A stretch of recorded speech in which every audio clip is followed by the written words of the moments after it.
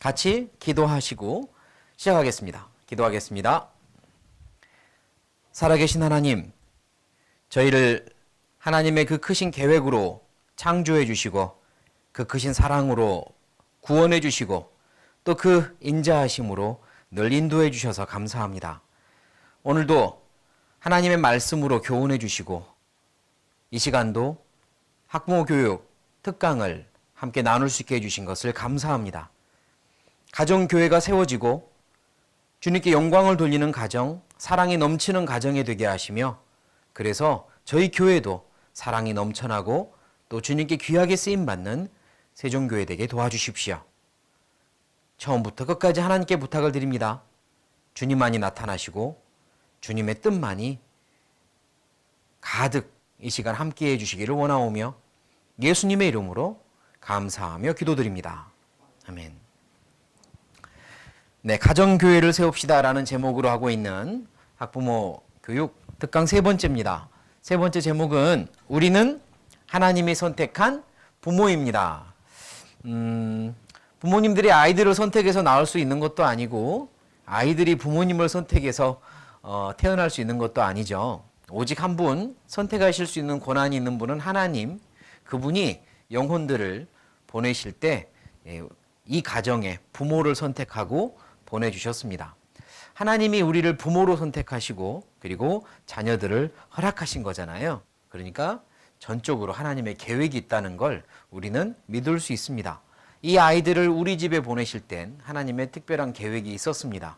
그러나 어쩌면 우리가 그 하나님의 마음과 하나님의 기대감과 하나님의 계획을 부모님들이 그대로 품고 양육한 게 아니라 잘못된 방향을 가지고 양육을 해서 조금씩 어긋났는지도 모릅니다. 하나님의 계획은 지금의 모습과는 다를 수도 있는데 지금이라도 부모님들이 하나님의 계획에 초점을 맞추고 조금은 지금과는 다르게 조금 더 현명하고 지혜롭게 아이들을 양육한다면 어쩌면 또 그 가는 길이 하나님 안에서 훨씬 더 어떤 열매가 맺는 풍성한 길로 갈 수 있지 않을까 기대를 하게 됩니다. 그래서 하나님이 선택한 부모님들이 어떻게 해야 할지, 어떤 부모가 되어야 할지 오늘 함께 교훈을 좀 얻고자 합니다. 사사기 13장 12절에는 삼손의 부모님이 하나님께 기도하는 장면이 나옵니다. 하나님이 삼손을 허락하실 때 그들이 하나님께 했던 기도는 이런 기도였거든요. 마노아가 가로되 당신의 말씀대로 되기를 원하나이다. 이 아이를 어떻게 기르오며 우리가 그에게 어떻게 행하오리까? 아직 태어나지 않은 아이를 위해서 왜 이렇게 기도하냐면 하나님의 계획이 있으니까, 그리고 이 아이를 어떻게 길러야 될지도 하나님이 가장 잘 아시니까. 그 전에 10명의 아이를 길렀다 할지라도 11번째 아이는 또 하나님의 계획이 있으니까 하나님께 여쭈어야죠. 하나님, 이 아이는 우리가 어떻게 기를까요? 어떻게 행할까요? 하나님께서 알려주실 겁니다. 그러므로 부모님들은요, 하나님과 소통이 잘 돼야 되고 늘 기도하고 여쭈어야 되는 거죠. 이 아이를 어떻게 기르기를 원하십니까? 하나님의 계획은 뭡니까? 그래서 이제 우리가 이런 말을 자주 듣습니다. 자녀들은 기업입니다. 시편 127편 3절에 자식은 여호와의 주신 기업이여 그러잖아요. 자녀는 기업이다라는 말은 잘 생각해보고 곰곰이 씹어보면 상당히 의미 있습니다. 기업이라고 하는 건 저절로 굴러가지 않아요. 기업을 운영하는 사람은 정말 머리 싸매야 되고요. 누구보다 많이 고민해야 되고 이런 일 저런 일 많이 겪어야 합니다. 그러면서 기업은 성장하는 거예요. 기업을 가만히 놔뒀는데 지 혼자 성장했다? 그런 기업 없습니다. 기업을 가지고 있고 기업을 성장시키려면 엄청난 고민도 해야 되고 애도 써야 되는 것처럼 자식들은 하나하나가 기업입니다. 혼자 안 자랍니다. 혼자 클 수 없어요. 부모님이 기업이라고 생각한다면 많이 고민하고 많이 애써야 됩니다. 그러면서 관심을 가져야 되죠. 그래야 그 기업이 성장하고 하나님 앞에 이윤을 남기고 하나님께 영광을 돌리는 그런 기업이 되지 않겠습니까? 그래서 우리는 이 기업들을 하나님께서 주셨는데 이제 어떻게 성장시켜야 될지 사실은 고민해야 되는 거죠. 이런 책 제목이 있습니다. 상당히 마음에 드는 책 제목이에요. 무엇은 없고 문제아는 없고 무엇만 있습니다? 문제 부모만 있습니다. 동의합니다. 여러분은 어떠십니까? 문제 아이는 없고 문제 부모만 있습니다. 저는 많은 부분 이게 맞다고 생각해요.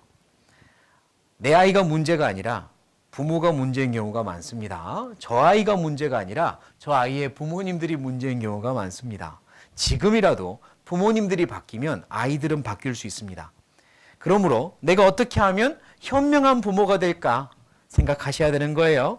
내가 현명한 부모가 돼야 현명한 아이들이 될 거니까요. 자, 현명한 부모가 되기 위해 지금부터 몇 가지 함께 고민할 겁니다. 한 가지 먼저 기억해 뒀으면 좋겠다 하는 게 이 문장이에요. 자녀는 부모의 자랑거리로 태어나지 않았습니다. 자녀는 우리 부모님 자랑하라고 태어난 게 아니에요. 자녀들은 부모님의 자랑거리로 성장하는 게 아닙니다. 반대입니다. 누가 자랑거리가 되어야 돼요? 부모가 자녀의 자랑거리가 되어야 합니다. 그래서 하나님께서는 그 부모를 선택한 겁니다. 이 자녀를 그들의 부모로 이렇게 선택해 준 거죠. 부모가 자녀들의 자랑거리가 되어야 돼요. 그런데 바뀌는 경우가 많습니다. 이 아이들이 내 자랑거리가 되어야 되는데 그러지 못할 때마다 이 아이들을 향해서 내가 남 부끄러워 못 살겠다 이러잖아요. 아이들은 뭐라고 할까요? 나도 우리 부모님 어디 가서 자랑 못해요. 이럴 수도 있잖아요. 그런데 진짜는 부모님이 자랑스러운 부모님이 돼야 됩니다. 그게 현명한 부모예요. 아이들을 데리고 어디 가서 자랑하려고 하지 마시고 1번은 내가 자랑스러운 부모가 되고 있나 생각합시다. 자랑스러운 부모가 되기 위하여 이제 좀 더 고민을 해보자는 겁니다. 제가 어떤 책에서 그런 글을 봤어요. 초등학교인데 반 아이들한테 선생님이 숙제를 내준 겁니다. 어떤 숙제를 내줬냐면 내가 다시 태어난다면 어떻게 태어나고 싶은가라는 제목으로 글짓기를 해오라고 한 거예요. 선생님 숙제를 내주고 나서 압불싸했답니다. 왜냐하면 그 반에 초등학교 그 반에 장애를 가지고 태어난 아이가 있었던 거예요. 그런데 그 생각을 못했다가 막상 그 제목을 주고 나고 가만히 있자. 우리 그 아이 장애를 가지고 태어난 아이는 아이고 이 글짓기를 쓸 때 아마 여러 가지 고민을 하겠다. 그러면서 스스로 생각한 거죠. 아마 다시 태어나면 이 장애를 나는 안 가지고 태어났으면 좋겠다. 뭐 이런 식으로 쓰지 않을까? 괜히 쓰면서 슬프면 어떡하지? 이제 선생님은 그런 고민을 한 거예요. 그리고 숙제 이제 다 제출하는 날이 되었고 아이들의 글짓기를 다 받았습니다. 그리고 선생님이 하나하나 읽다가 그 염려했던 장애를 가지고 태어난 아이의 글짓기를 보게 된 거예요. 근데 보다가 눈물을 막 흘렸답니다. 왜냐하면 그 아이의 글이 선생님의 예상했던 것과랑 완전히 달랐어요. 그 아이는 뭐라고 썼냐면 내가 다시 태어난다면 나는 우리 엄마의 엄마로 태어나고 싶다. 우리 엄마의 엄마로 태어나서 우리 엄마한테 내가 받은 사랑 많이 해주고 싶다. 이렇게 쓴 거예요. 이 아이가 다시 태어나면 이 자기가 가지고 있는 이 장애 이거를 좀 없앴으면 좋겠다라고 할 법도 한데 그것보다 더 큰 소원이 있는 거죠. 그것보다 더 큰 마음에 사실은 큰 은혜가 있는 거예요. 그게 뭐냐면 엄마의 사랑. 엄마한테 내가 엄마가 되어서 엄마가 나에게 해준 사랑 내가 엄마가 되어서 갚아주고 싶다는 이야기를 하는 걸 글짓기를 보면서 그렇게 울었답니다. 아마 그 엄마는 모르긴 해도 아이의 자랑거리죠. 그 아이가 그만큼 엄마를 자랑할 수 있었을 겁니다. 그런 부모가 되면 좋겠습니다. 아이들이 자랑할 만한 부모 말이에요. 그래서 그러기 위해 몇 가지를 노력합시다. 자, 1번입니다. 뭘 기억합시다? 3기를 기억합시다. 자, 3가지 기를 말씀드리렵니다. 3기를 먼저 기억합시다. 첫 번째, 기도입니다. 두 번째, 기대입니다. 세 번째, 기다림입니다. 이렇게 해서 3기입니다. 기도, 기대, 기다림 이 3가지 3기를 기억합시다. 기도는요. 1강 때도 말씀을 드렸죠. 부모의 머리맡 기도요. 엄마의 기도는 하나님 가슴에 닿습니다. 부모님이 기도를 해주셔야 됩니다. 어린아이들의 머리맡에서 기도해 주시고 부모님이 기도하는 모습을 부끄러워하지 마시고 자주 보여주십시오. 식사 앞에서 기도하는 모습, 무릎 꿇고 기도하는 모습 부끄러워하지 마시고 아이들에게 자주자주 보여주세요. 기도. 그러면서 엄마가, 아빠가 너를 위해 기도했단다, 기도하고 있단다, 이런 이야기를 틈틈이 해주세요. 나를 위해 부모님이 기도하고 있다는 것을 가슴에 새긴 아이들은 정말로 멀리 가지 못합니다. 항상 그 기도 속으로 다시 들어올 수 있습니다. 힘이 있습니다. 기도해 주세요. 그리고 두 번째가 기대입니다.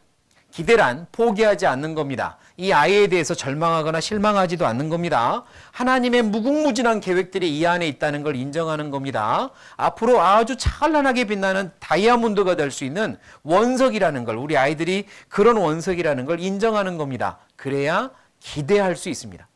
아이들이 실수하고 넘어져더라도요, 그것 때문에 제발 실망하거나 실망했다는 표현을 하지 말아주세요. 실수를 해야 성공도 할 수 있습니다. 시도를 해봐야 성공할 수 있는 거고요. 실패를 해봐야 다시 그 실패에 대해서 반성하면서 교정할 수도 있는 겁니다. 실수를 두려워하거나 실패를 두려워하게 만들어버리면 더 이상 시도도 못해요. 그런 일 때마다 부모님이 실망해버리고 절망해버리면 아이들은 정말 아무 시도도 못합니다. 기대해 주세요. 괜찮아. 그거를 그러면서 배우는 거야. 반복하지 않도록 한번 노력해봐. 힘들더라도 기대하는 말을 계속 해주세요. 그런 용어가 있어요. 로젠탈 효과라는 용어가 있습니다. 저도 그걸 어디서 봤는데요. 로젠탈이라는 한 학자가 실험을 한 겁니다. 어린 아이들 놓고 실험을 한 건데 한 반에 들어갔습니다. 그리고 선생님한테도 말을 하지 않았어요. 어떤 실험인지 말을 하지 않습니다. 그리고 무작위로 무슨 지능 테스트 하는 것처럼, 심리 테스트 하는 것처럼 막 종이들을 학생들한테 나눠주고 학생들이 쓴 거 가지고 뭔가 종합하려고 한다고 선생님들의 양해를 구한 거예요. 선생님들은 이분이 워낙 유명하신 학자라서 그렇습니까? 도와드리겠습니다. 그래서 학생들한테 이제 어떤 질문지를 나누어주고 막 이제 다 썼습니다. 그리고 종합해 간 거예요. 그리고 사실은 실험 대상은 선생님입니다. 나중에 이 로젠탈이라는 학자가요, 무작위로 그 시험 어떻게 글을 썼는지 이거는 보지도 않습니다. 중요하지 않았거든요. 무작위로 한 5명 뽑습니다. 5명 정도를 뽑아요. 그리고 선생님한테 이야기해 줍니다. 이 5명은 이 실험 결과 굉장한 잠재력을 가지고 있습니다. 이 아이들 앞으로 아주 빛나는 보석이 될 수 있습니다. 이 실험 결과가 그렇습니다라고 5명의 이름을 그냥 주는 거예요. 선생님은요, 우와, 이 학자가 무슨 대단한 학자인데 이 아이들이 5명이 엄청나게 빛나는 아이들이라고 이야기를 해주니까 괜히 그 아이들을 볼 때마다 마음이 다른 거죠. 다른 아이들에게는 이렇게 대할 텐데 이 5명의 아이들에게만은 좀 더 기대감을 가지고 대하는 겁니다. 선생님이 자기도 모르게. 그랬는데요. 그렇게 해준 다음에 1달, 2달, 3달 지나면서 이 5명이요. 삶이 점점 바뀌는 거예요. 생활이 바뀌는 겁니다. 왜 그랬냐면 실제로 그 아이들이 이 테스트지에 잘 써서 실제로 그런 게 아니라 선생님들의 그 기대하는 말과 행동이 아이들에게 영향을 미쳤고 아이들이 실제로 변한 거예요.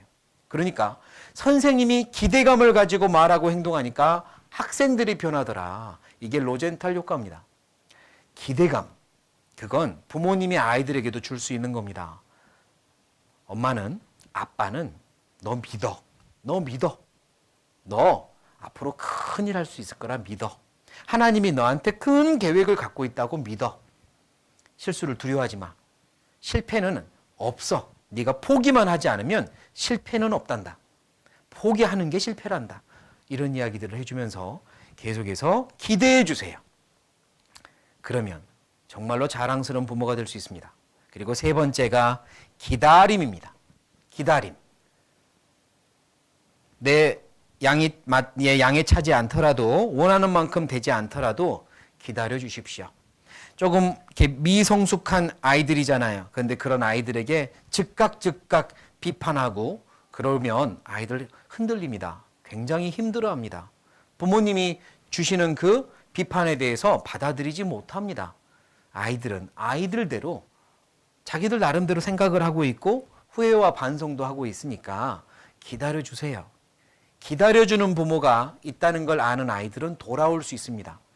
내 부모님은 나를 기다려주는 분이야. 아는 아이들은 돌아옵니다. 그러나 우리 부모님은 나를 안 기다려줘. 돌아갈 데가 없어요. 못 돌아갑니다. 아이들에게 늘 심어주세요. 다른 사람은 다 너를 포기해도 우리는 너 포기하지 않아. 항상 기다릴 거야. 잊지 말라고. 기다리는 부모라고 알려주세요. 혹시라도 청소년기에 학생들이 아이들이 흔들릴 수 있습니다. 막 방황할 수 있죠. 이 방황하는 아이들 나중에 부모님한테 해줄 수 있는 최고의 부모님께 드릴 수 있는 최고의 칭찬이 뭐냐면 엄마 아빠 기다려줘서 고마워요. 기다려줘서 고마워요가 최고의 칭찬입니다. 그러니까 아이들 방황한다 싶을 때 기다려주세요. 믿음을 가지고 기도하면서 기다려주십시오. 나는 너를, 우리는 너를 포기하지 않는단다. 3기, 기도, 기대, 기다림 굉장히 중요하고요. 이거를 가지고 소통을 하는 겁니다. 소통을 해야 돼요. 자, 기다림에 대해서 한 가지만 더 생각해 볼 게 있는데요. 기다림, 무엇을 연습해야 됩니다? 거리 두기를 연습해야 합니다. 자녀와 부모 간의 거리가요. 아이들이 성장하면서 점점 거리가 적당한 거리가 있습니다. 점점 멀어지면서 적당한 거리를 유지해 줘야 돼요. 그게 기대하면서 기다리는 거거든요. 그런데 아이 때나 좀 더 커서나 사춘기 때나 늘 비슷한 거리에서 대하려고 하면 힘들어집니다. 못 받아들여요. 적당한 거리를 계속 유지해야 됩니다. 그래서 거리두기, 지나친 기억 시옷은 지나친 기억 시옷입니다. 뭘까요? 말 만들어 보세요. 지나친 기억 시옷은 지나친 기억 시옷입니다. 지나친 관심은 지나친 간섭입니다. 관심 지나치게 가지면요. 간섭이라 생각합니다. 클수록 그래요. 그러니까 관심도 거리를 두고 가져주셔야 돼요. 어렸을 때 주셨던 관심 청소년기에 똑같이 줘버리면 간섭이라고 생각합니다. 참 어렵지만 거리 두기 하십시오. 자, 영상 하나 보겠습니다.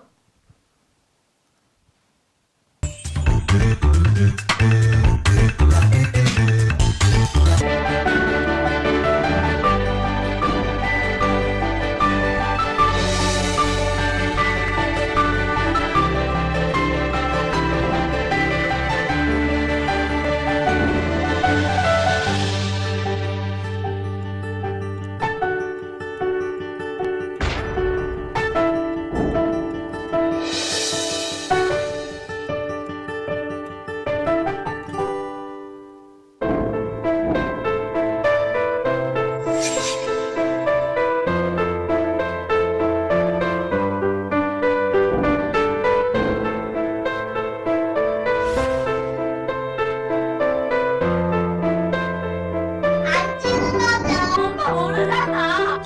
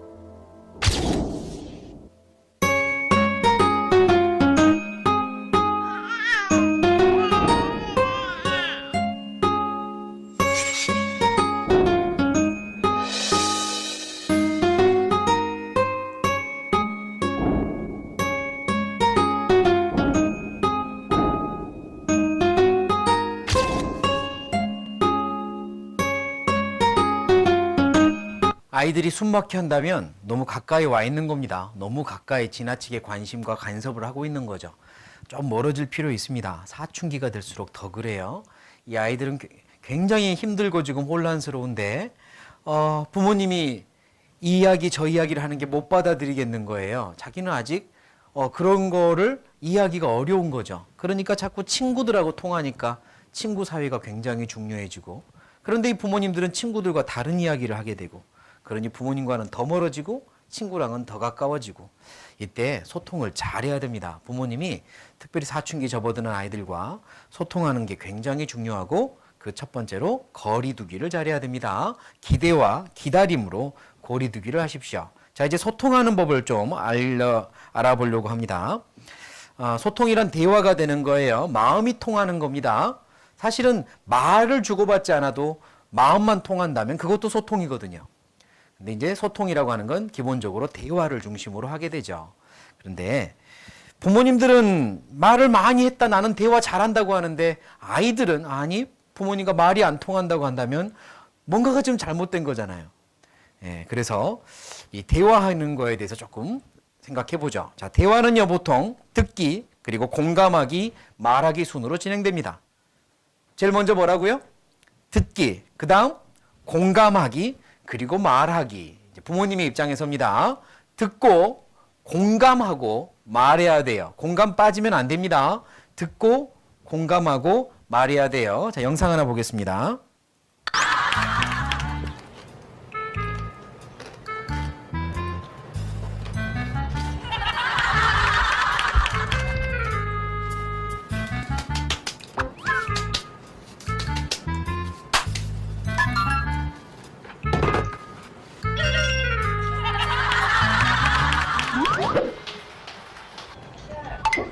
어? 뭐하니? 게임. 뭐라고? 게임. 너 뻔뻔하다고 생각 안 해?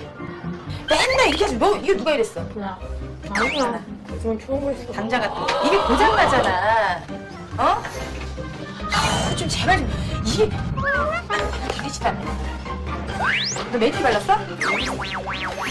엄마가 얘기하는데 드디어. 야, 죽었어. 아, 일시 좀 해봐. 너 능준이 엄마 같았으면 전화기 벌써 몇 번 깼어 너. 너 능준이 엄마 같았으면 전화기 벌써 몇 번 깼어 너. 또 전화 꺼. 어쩔 때는 제가 얘기를 하는데 계속 들은 척을 하는 핸드폰만 계속 이렇게 하고 있어요. 그러니까 제가 계속 화를 내는 거예요. 그러니까 저는 대화를 하고 싶은 건데 석희는 대화가 하기 싫은 것 같아요, 저랑. 내가 이따가 볼 텐데 여기도 정리해. 싹 정리해. 너 방학 때 마음가짐 똑바로 하고 지금 안 하면은 너 안 돼, 석희야. 그 얘기하니까 되게 싫지? 엄마야, 얘기해라. 이런 거 다 정리하고 하라고. 알았지? 알았냐고. 대답 안 한다, 또. 아니, 알았냐고 물어보는데 왜 대답을 안 해?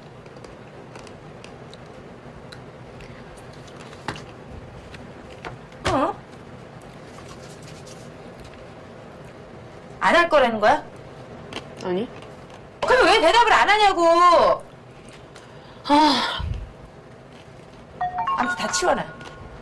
방송에도 몇 번 나왔는데 제가 대답을 잘 안 해요. 그리고 제가 그 엄마가 싫어하는 거 아는데 솔직히 그 상황에 너무 대답하기도 싫고 뭐 할 말도 없어서 반항하는 거라면 반항하는 거라고 볼 수도 있죠. 자, 왜 이런 일이 벌어졌을까? 왜? 엄마는 대화를 하고 싶대요. 그런데 아이가 대화를 안 한대요. 그럴까요? 그럴까? 엄마는 대화를 하고 싶다는 이야기가 하고 싶은 이야기를 하고 싶은 거예요, 지금. 엄마는 하고 싶은 이야기를 하고 싶은 거지만 아이가 하고 싶은 이야기는 한 번도 들어봐 주지 않았어요. 대화란 내가 하고 싶은 이야기도 하는 거지만 상대방이 하고 싶은 이야기를 들어주는 거잖아요. 그런데 이 엄마는 지금 아이가 하고 싶은 이야기는 들을 생각이 없었어요. 계속 내가 하고 싶은 이야기 좀 들어라. 왜? 내 말이 틀린 말은 아니니까. 맞는 말이니까. 사실 엄마 아빠가 틀린 말은 하지 않아요. 그런데 잔소리란 무얼 잔소리라고 하냐면 틀린 말을 잔소리라고 하지 않습니다. 맞는 말인데 듣기 싫으니까 잔소리예요. 맞는 말을 듣기 싫게 하는 걸 잔소리라고 그럽니다. 맞는 말을 듣고 싶게 해야죠. 그럼 어떻게 하느냐? 그러니까 대화가 중요합니다. 이 아이는 자기가 왜 지금 대답도 하지 않고 반항하는지 이유는 몰라요. 이유는 모르지만 아무튼 속에서는 그러고 싶은 거잖아요. 왜 그러냐면 엄마가 자기 공감 하나도 안 해줬어요. 자기 이해한다는 말도 하나도 하지 않았습니다. 하고 싶은 말만 다 해놓고 알았냐 몰랐냐 이러고 있는 거예요. 아이한테는 말할 기회마저 다 차단해놓고. 그러니까 뭐 대화도 아닌데 나보고 지금 어쩌라고. 말하기 싫다는 거죠. 아무 말도 하기 싫다 이거예요. 부모님이 그렇게 시도할 때가 있습니다. 좋아, 너 그럼 하고 싶은 이야기 해봐. 엄마가 들어볼게. 하고 싶은 이야기 하라고 합니다. 별로 하고 싶지 않지만 분위기가 별로 해도 득이 될 것 같지 않지만 용기를 내서 이야기하는 경우 있죠. 이제 아이들이 이야기를 시작합니다. 그런데 빨리 결론을 내요. 그러니까 너 그러니까 이렇게 해야지. 공감 안 해줬어요. 아이가 하고 싶은 말을 했으면 공감해 줘야 되는데 공감 안 해줬어요. 다시 본인이 하고 싶은 말로 결론을 내려요. 그러니까 그때 나오는 답이 뭐냐면 내 다시는 말 안 해. 말이 안 통하니까 다시는 말 안 할 거야. 이렇게 결론이 나오는 거죠.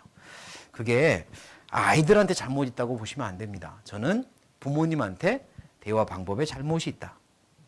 대화는 그렇게 하는 게 아니라는 거예요. 그러면 듣기, 공감하기, 말하기 순으로 진행이 되는데요. 아이랑도 마찬가지고 부부간에도 마찬가지입니다. 자매님들이 형제님하고 남편하고 이야기할 때도 마찬가지고 남편이 아내랑 또는 아이들과 이야기할 때도 마찬가지입니다. 노력해 봅시다. 저 역시 계속해서 앞으로도 노력할 거니까 같이 노력합시다. 같이요. 자, 듣기는요. 어디서부터 듣기, 말하기가 시작되는가? 엄마 하고 불렀을 때 응 하고 대답하면 듣기의 문이 열리고 말하기가 대화가 시작됐는가? 아닙니다. 거기서 시작되지 않아요. 듣기의 시작은 어디서 시작되냐면 뭐라고 썼습니까? 듣기의 시작은 바라보면서 시작되는 겁니다. 바라보면서 그때부터 대화가 시작되는 거예요. 바라보지 않으면 대화 시작 안 된 겁니다. 아까 엄마가 아이에게 너 뭐 말하는데 아이가 쳐다보지도 않잖아요. 대화 시작된 거예요? 시작 안 된 거예요? 대화 시작 안 된 겁니다. 그거 대화 시작 안 된 거예요. 아이가 엄마를 불렀고 아빠를 불렀습니다. 아빠는 TV를 보면서 그랬습니다. 대화 시작됐어요? 안 시작됐어요? 시작 안 됐습니다. 아내가 남편을 부릅니다. 여보 하고 불렀는데 신문 보면서 그랬습니다. 스마트폰 보면서 그랬어요. 대답을 했잖아요. 대화 시작됐습니까? 안 됐습니까? 안 된 거예요. 대화의 시작은 바라보면서 하는 겁니다. 그래서 눈으로 말해요 라는 이야기도 있고요. 눈을 보면서 말하는 거예요. 눈을 볼 때부터 대화가 시작됩니다. 그래서 눈으로 어쩝니다? 눈으로 듣습니다. 자, 귀로 듣는 게 아닙니다. 듣는 거는 눈으로 듣는 겁니다. 눈을 바라보면서 듣는 거예요. 그게 굉장히 중요합니다. 물론 내가 하고 있던 일이 있는데 이거 완전히 멈추고 계속 보고 있을 수는 없죠. 시작할 때 잠깐 눈을 마주치고 이야기를 듣다가 다시 하던 일로 돌아갈 수도 있겠죠. 그러나 시작할 때부터 눈을 마주치지 않으면 시작 안 된 겁니다. 그러니 대화의 시작은 바라보면서 시작된다. 이거 명심했으면 좋겠어요. 상대방의 눈동자가 무슨 색깔인지 어떻게 생겼는지 그 오랜 세월을 살았지만 부부간에 모를 수 있고 부모 자식 간에 모를 수 있습니다. 왜? 눈동자를 본 적이 없거든요. 눈을 보면서 대화한 적이 없으니까. 그러다가 오랜만에 눈을 봤더니 너 원래 눈이 그렇게 충혈돼 있어? 원래 눈에 그렇게 까만 점 있어? 그런 경우 있죠. 대화를 거의 안 한 거예요. 눈을 보면서 시작됩니다. 눈으로 듣는 겁니다. 그게 듣기예요. 그리고 한 번 더 화면을 보시면 듣기는 무엇을 잘해야 됩니까? 질문을 잘해야 됩니다. 그게 듣기에 굉장히 중요한 겁니다. 질문을 잘해야 돼요. 무슨 질문을 해야 될까요? 내가 듣고 싶은 말을 유도하는 질문? 아닙니다. 무슨 질문을 잘해야 되냐면 상대방이 하고 싶은 말을 유도하는 질문을 잘해야 돼요. 그게 대화입니다. 상대방이 무슨 말을 하고 싶을까? 그거를 하도록 만들어지는 질문이요. 오늘 학교에서 무슨 일이 있었어? 싸웠어. 그러면 왜 싸워? 이게 아니라 무슨 말을 하고 싶은지를 이제 연구를 이렇게 질문을 해줘야죠. 누구랑 싸웠는데? 뭐 이러면서 이렇게 계속 이제 물어보는 거죠. 어떻게 됐는데? 그래서 어떻게 됐는데? 그래서 많이 아팠겠네? 뭐 계속 그렇게 물어봐 줘야 되는데 누가 학교에서 싸우라 그랬어? 너 몇 번째야? 이렇게 되면 이제 안 되는 거잖아요. 상대방이 하고 싶은 말을 계속 할 수 있도록 질문을 해줘야 돼요.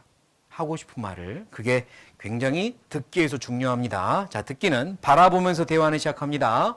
눈으로 듣습니다. 질문을 잘해야 됩니다. 그 다음 공감하기입니다. 공감하기.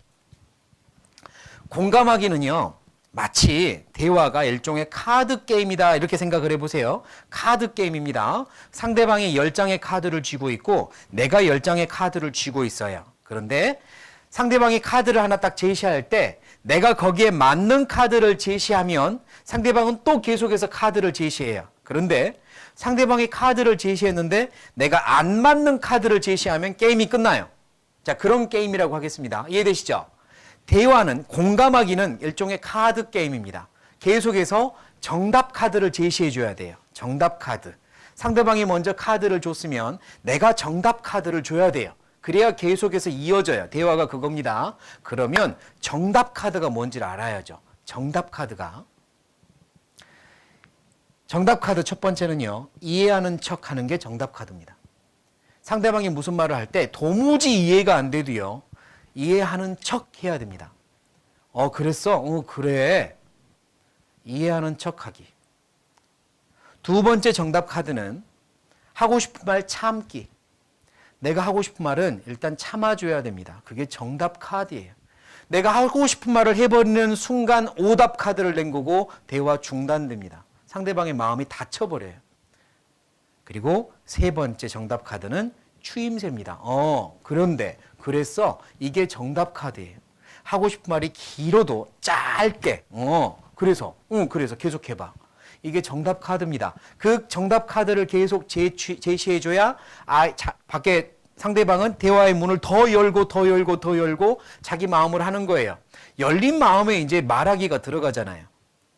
그런데 그 정답 카드를 제시해주지 않으면서 내가 생각하는 정답 있죠. 거기에 대해서는 이렇게 해야지. 그때는 이렇게 했어야지. 그때는 이렇게 하는 게 맞단다. 내가 생각하는 정답을 제시하는 순간 게임 끝납니다. 왜냐? 그건 정답이 아니었거든요. 그러니까 공감하기는요, 계속해서 정답 카드를 내가 내는 게 공감하기입니다. 이해하는 척하기, 하고 싶은 말 참기, 그리고 추임새 잘 넣어주기. 그게 공감하기. 그렇구나. 그러니 하고 계속 해주시고요. 그 다음에 말하기입니다. 공감이 잘 된 다음에 말하기를 해야 돼요. 그렇게 듣고 공감하고 그 다음 말하기. 말하기. 잔소리는 정답이 아닙니다. 잔소리는 정답 아니에요. 아무리 내가 맞는 말을 해도요, 상대방이 듣기 싫도록 맞는 말을 하면 정답 아닙니다. 안 들어가니까요. 그 속에 안 들어가니까. 그러면 뭐가 정답이냐? 따뜻한 말이 정답입니다. 아이한테 격려가 되거나 위로가 되거나 아니면 신뢰해주고 있거나 나를 이렇게 느껴지는 말을 해주는 게 정답이에요. 특별히 청소년기에 정말 필요합니다. 따뜻한 말을 해주세요. 그래, 난 너 믿을게. 어이구, 네가 잘 알아서 하겠지. 잘했다. 그래, 그렇게 한번 해봐. 시도하는 건 뭐 어쩌겠어. 일단은 따뜻한 말 해줘야 됩니다. 그리고 나서 내가 생각하는 말을 하고, 그런데 나는 이렇게 생각하는데 한번 생각해봐. 이렇게 해줘야죠. 나는 이렇게 생각하는데 어떠냐? 네가 한번 생각해봐. 그러면 충분합니다. 이 아이들이 그거 가지고 충분히 판단합니다. 그리고 기도하고 있으면 정말로 곁길로 많이 안 나갑니다. 혹시라도 실수를 하더라도 다 배웁니다. 그러니까 너무 여기서 실수 한 번 하면 뭐 인생이 무너질 것처럼 생각하지 마시고 그 정도만 해도 충분합니다. 대화를 그렇게 이어가셔야 앞으로 큰 인생에 힘든 일이 있을 때도 대화를 하는 겁니다. 이 아이들이 언젠가 혹시라도 엄마, 아빠, 나 죽고 싶어. 이런 이야기를 만약 한다면 기뻐해야 됩니다. 야, 이런 이야기를 엄마, 아빠한테 하는구나. 그런데 그런 이야기를 듣고 충격받아서 너 지금 뭐라고 그랬어? 젊은 것이 지금 무슨 이야기야? 이래가지고는 안 되는 거죠. 그런데 그런 이야기를 그렇게 대답할 엄마, 아빠한테는 하지도 않을 거예요. 근데 만약에 아이들이 나 죽고 싶어. 이런 이야기를 만약 한다면 그만큼 그 전에 대화가 잘 된 겁니다. 하지만 그런 충격적인 이야기를 들었을 때 어떻게 대답할 거예요? 그래? 너 엄청 힘든가 보다. 엄마도 아빠도 사실 그럴 때 있는데 뭐 이렇게 해주는 게 진짜 좋대요. 그건 제가 어디서 본 겁니다. 그렇게 해주는 게 진짜 좋대요. 엄마도 아빠도 힘들어서 그러고 싶을 때 있는데 너 엄청 힘든가 보다. 그리고 그런 이야기 해주는 걸 고맙다고 생각하랍니다. 여하튼 대화가 잘 돼야 그런 이야기도 하고 진짜 인생에 심각한 이야기가 있을 때도 하는 거거든요. 그러니까 평상시에 대화의 물꼬를 잘 터놓으셔야 됩니다. 상대방이 알아들은 말이 내가 한 말입니다. 이건 무슨 이야기냐면 나는 누구한테 이야기를 했어요. 부모 자녀 간에 또는 부부 간에 또는 뭐 누구 친구 간에도 내가 어떤 이야기를 했는데 나는 이런 의도로 이야기했어요. 이런 의도로. 그런데 상대방은 다른 의도로 받아들였어요. 그때 말은 상대방이 받아들은 의미가 말이랍니다. 내가 마음속으로 나는 이런 의도로 말했어. 하지만 상대방이 다르게 받아들였다면 생각해 보래요. 왜냐하면 의도는 그랬지만 나도 모르게 뉘앙스는 그럴 수 있다는 거예요. 상대방이 그렇게 알아듣도록 만들었다는 겁니다. 그러니까 상대방이 알아들은 말이 말이다. 이런 이야기가 있습니다. 아이들한테도요. 잘했어. 이렇게 말하는 게 상대방은 진짜로 칭찬으로 받아듣는지 비꼬는 말로 받아들인지 모르는 거예요. 그건 뉘앙스에 달려 있습니다. 그리고 부모님의 마음에 달려 있어요. 그래 잘했어. 잘했다. 이게 과연 칭찬인지 아닌지는 그때그때 달라지죠. 근데요. 상대방이 알아들은 말이 말입니다. 그래서 말하기는 잔소리는 정답이 아닙니다. 따뜻한 말이 정답입니다. 상대방이 알아들은 말이 내가 한 말입니다. 그것도 유념했으면 좋겠어요. 그래서 대화를 할 때는 먼저 눈을 바라보시고 그리고 정답 카드를 계속 내밀면서 따뜻한 말 정답을 주셨으면 좋겠습니다. 그 다음 또 연습해야 될 게 있는데요. 무엇을 연습합시다? 칭찬을 연습합시다. 소통을 연습해야 되고 칭찬도 연습해야 돼요. 사실 바른 칭찬은 약도 되고 매도 되지만 잘못된 칭찬은 독이 되기도 합니다. 다시 말해 칭찬은 바른 칭찬을 해야 되는 거예요. 바른 칭찬. 우리 뭐 교회학교 아이들에게도 마찬가지입니다. 바른 칭찬을 할 때 약이 됩니다. 또 바른 칭찬을 할 때 때로는 훈육, 매가 되기도 합니다. 부모님이 매를 때릴 때는 맞고 아파라. 맞고 많이 아파라. 이러면서 때리지 않잖아요. 맞고 깨달아라. 맞고 고쳐라. 이렇게 해서 매를 들잖아요. 칭찬이요. 상대방을 고치게 하는 힘이 있습니다. 바른 칭찬이요. 그러나 잘못된 칭찬은 독이 되기도 합니다. 영상 하나 볼게요. 마지막으로 아이들이 선택을 합니다. 아이들은 다음 두 가지 중 어떤 말을 듣고 싶어 할까요? 너네들 성적표가 나왔어. 한번 확인해 볼게. 먼저 재석이. 이번 수학 시험 70점 받았어. 잘했어. 하긴 우리 재석이는 착하지, 성실하지, 잘생겼지. 선생님인데 그래서 기대가 많아. 집에서도 공부 그렇게 열심히 한다며? 하긴 우리 재석이 머리도 좋고 똑똑하고 그러니까 앞으로 더 잘하자. 자, 이번에는 우리 지연이. 지연이도 이번 수학 성적이 70점이야. 근데 선생님이 생각하기에 70점은 지연이한테 조금 모자란 것 같아. 더 잘할 수 있을 것 같거든? 그러니까 앞으로 문제를 풀 때 조금 더 집중해서 풀고 수업 시간에도 선생님이 더 잘 보고 그러면은 성적이 조금 더 잘 나올 것 같아. 초등학생부터 고등학생까지 80%의 아이들이 칭찬보다는 선생님의 조언을 선택했습니다. 왜일까요? 모자란 점을 많이 얘기해 준 것 같아서 그러면 자기가 뭐가 부족하고 그런지 알잖아요. 그래서 고칠 수 있고 너무 잘했다. 뭐 다음에도 더 잘하면 더 할 수 있겠다. 막 이런 칭찬 들으면 좀 부담스러워요. 당연히 해야 될 일을 한 거라고 생각을 하는데 그 상황에서 칭찬을 해주시면 혹시 내가 지금 뭘 잘못하고 있는 건가 이런 생각도 들고요. 제가 생각할 땐 제가 그렇게 똑똑하지 않은데 똑똑하다 그러니까 이게 뭔가 믿음이 안 가고요. 무엇보다도 더 노력하고 싶은 마음이 약간 없어지는 것 같아요. 그러니까 부모님들은 칭찬을 줬는데 애들한테는 칭찬이 아닌 경우가 있단 말이에요. 왜? 바른 칭찬이 아니니까. 바른 칭찬을 연습해야 됩니다. 부모님들이 또는 뭐 이렇게 부부간에도 마찬가지고 바른 칭찬을 할 수 있어야 돼요. 자, 영상 하나 더 볼게요. 그럼 바른 칭찬은 뭐냐? 일단 이게 있어야 됩니다. 바른 칭찬을 위해서는 큰 경우도 많죠. 그렇죠. 그렇죠. 저희 세대는 첫째가 누님이잖아요. 그럼 뭐 거의 엄마예요. 엄마의 권위가 그렇죠. 맞아. 우리 그리고 막 꼭 큰 언니가 업고 있어 애를. 그러면 어떻게 될까요? 그 다음부터는 양보의 화신이 됩니다. 아. 심지어는 대학도 안 가셔요. 우리 집에 이렇게 대학 다 갈 형편이 아닌데 동생들 공부시키고 맞아. 엄청나게 착하시고 희생적이시죠? 공감하는 일인 것 같아요. 아까 큰 누님이 네. 그렇게 힘들게 열 몇 살 때부터 동생 건사하고 이러면 사실은 칭찬도 칭찬이지만 아유 우리 딸 많이 힘들지? 너 힘들지 않아? 너 혼자 이렇게 동생 뭐 네 숙제 내야 돼 동력 출급하고 힘들지 않아? 그러면 눈물 흘면서 힘들다고도 얘기도 할 수 있고 투정도 부릴 수 있을 거야. 근데 그런 걸 안 하고 무조건 박수만 치면 내가 힘들다고 해야 될 거야? 안 힘들다고? 힘들어? 괜찮다고. 맞아. 그렇게 공감이라고. 괜찮다고. 아, 진짜 아니라고. 그러니까 공감과 칭찬이 동시에 진행이 돼야 되는데 일단 칭찬할 때는요, 진짜 공감하셔야 됩니다. 무조건, 너 없으면 엄마 못 살아. 너 없으면 안 돼. 너 때문에 내가 산다. 사실 칭찬 같죠? 근데 부담입니다. 공감해줘야 돼요. 너도 힘들지라든지, 너도 그렇게 할 때는 많이 어려웠겠다. 이 아이에게 사실은 칭찬 플러스 공감, 이 아이의 마음을 좀 읽어주는 거 있어야 됩니다. 그런데 그게 아니라 무조건 넌 착해. 너는 정말, 우리 집에 뭐 기둥이야부터 시작해서 칭찬을 할 때 말이에요. 그러면 부담만 됩니다. 그러니까 칭찬에는 공감이 꼭 들어가야 돼요. 공감이 들어가야 되고, 그리고 바른 칭찬은 공감과 격려가 있어야 됩니다. 그게 칭찬입니다. 자, 다시 영상 하나 더 볼게요. 박수를 치며 아이들을 칭찬하던 부모들 모습 기억나시죠? 최고.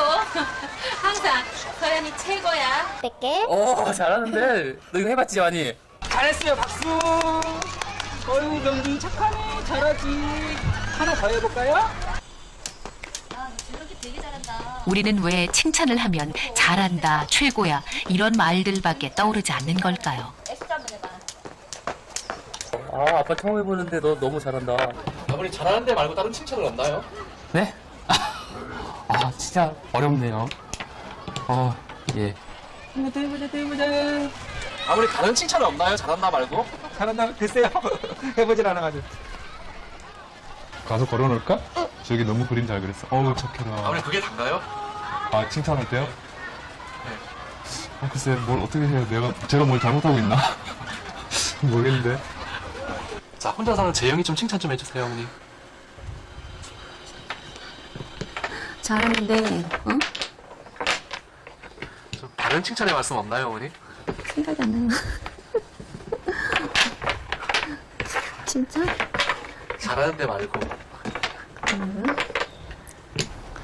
재영, 넌 엄마한테 무슨 칭찬이 듣고 싶어?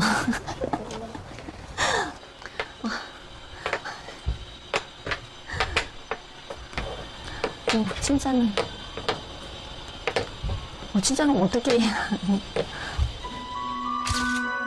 칭찬, 그것 참 어렵습니다. 도대체 아이에게 뭐라고 말해야 하는 걸까요? 어떻게 하란 말이죠? 자, 한번 여러분들이 거기 있고 애들이 뭐 이렇게 블럭 쌓기를 하는데 칭찬해보라고 하면 뭘 해야 될까요? 잘한다. 너 천재네. 이거 말고 뭐가 있죠? 칭찬을 그냥 재능과 지능, 그거에다가 대고 하는 게 칭찬이라고 생각하니까 그런 거예요. 재능과 지능을 칭찬하는 게 아니라 그거는 별로 안 좋은 칭찬. 시도와 과정을 칭찬하는 거예요. 거기다 하나 더 올렸어. 거기다가 거기를 빼는 거야. 뭐 이렇게 그냥 시도를 읽어주는 거죠. 그게 칭찬이거든요. 거기다가 하나 더 올렸구나. 어이구 흔들리려고 하네. 그냥 읽어주는 거예요. 뭐 색깔을 칠해도 와 잘한다. 너 색감 너 진짜 감각 좋다 이게 아니라 거기다가 파란색을 쓰는구나. 우와. 거기다가 노란색 쓸 생각을 했어. 그냥 읽어주는 거거든요. 그게 칭찬이거든요. 그냥 하늘 때마다 읽어주는 거예요. 줄넘기를 하더라도 우와 X자를 하네. X자 몇 개까지 할 수 있어? 계속 해봐. 뭐 이렇게 그냥 읽어주는 거죠. 그러면서 공감하면 다리는 안 아파? 뭐 이런 것도 물어봐주고 그것도 칭찬이거든요. 그런데 우리는 지능과 재능밖에 생각이 안 나요. 똑똑해. 아이고 최고야. 뭐 그러고 나서는 뭐 이제 없는 거죠. 칭찬을 그렇게 생각하니까 아이들도 그게 독이 된단 말이에요. 과정을 계속 읽어주는 게 칭찬입니다. 그래서 행동이나 감정을 읽어주는 게 칭찬입니다. 질문을 잘하는 것도 칭찬이에요. 이게 무슨 말일까요? 거기서 왜 파란색을 쓰는 거야? 그냥 물어봐 주는 거예요. 왜 그 색깔을 선택한 거야? 그게 칭찬이라니까요. 아이가 으쓰게 하는데요? 그거 물어봐 줬더니 거기서 왜 여기다가 이렇게 올리는 거야? 뭐 흔들리지 않겠어? 뭐 물어봐 주는 거죠. 그게 칭찬이에요. 아이는 그거를 기분 좋게 받아들이고 계속 이야기하고 싶거든요. 과정을 이야기하라.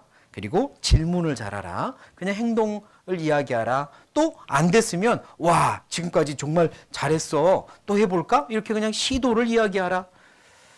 그런 것들이 칭찬입니다. 그런데 재능과 지능 이것만은 이런 칭찬은 너무 이렇게 자주 안 하는 게 좋습니다. 그리고 또 하나 좋은 칭찬은 존재 자체를 칭찬하는 거예요. 존재 자체를. 아이가 100점을 맞아왔어도 와 드디어 네가 뭐 100점을 맞아왔구나 이게 아니라 네가 엄마 아들이라 엄마는 참 좋아. 그냥 존재 자체를 이야기하는 거죠.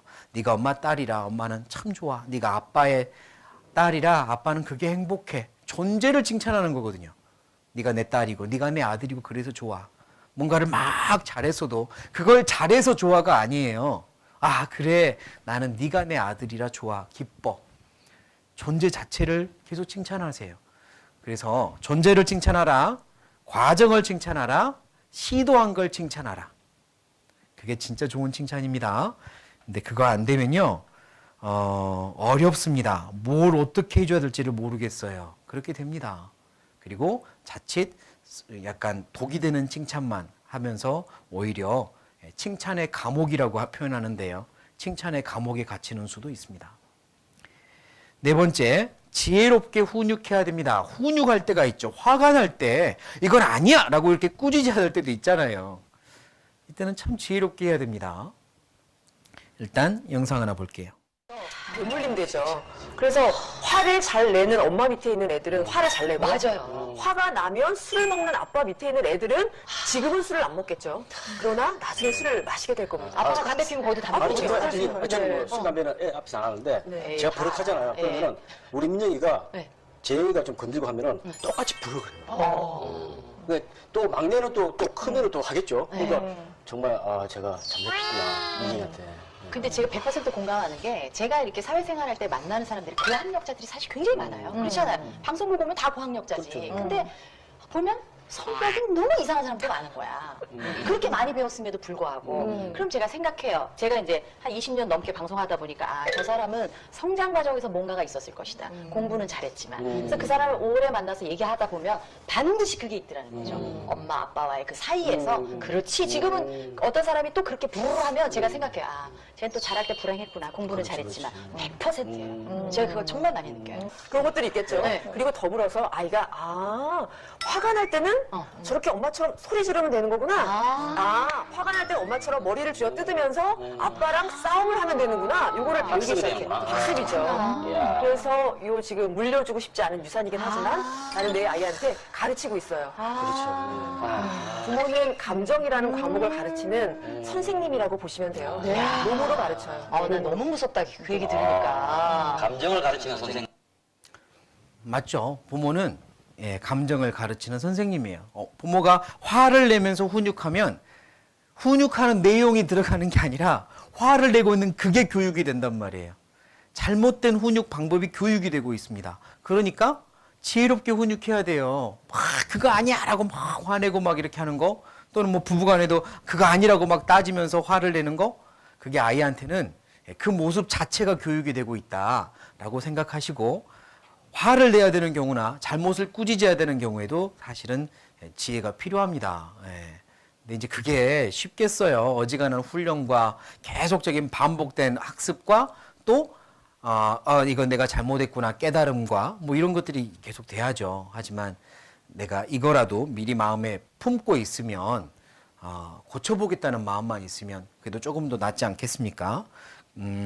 첫 번째는요, 부정적인 말, 강한 말은 피해야 됩니다. 미치겠어. 내가 네 때문에 못 살아. 뭐 이런 이 강한 말들이 있죠.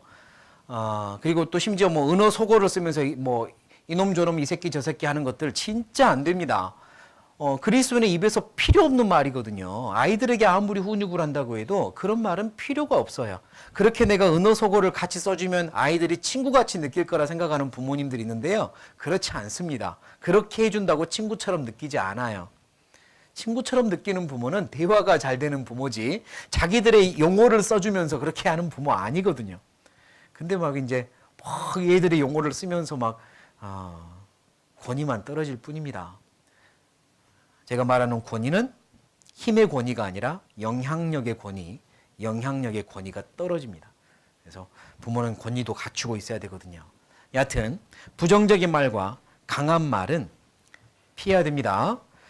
그리고 이유를 설명하면서 감정을 말해야 됩니다. 내가 너 때문에 지금 매우 화가 났어. 네가 이렇게 해서 매우 화가 났어. 이렇게 이유를 설명하면서 감정을 이야기해야 돼요. 네가 이렇게 해서 지금 엄마가 많이 실망스러운 것 같아.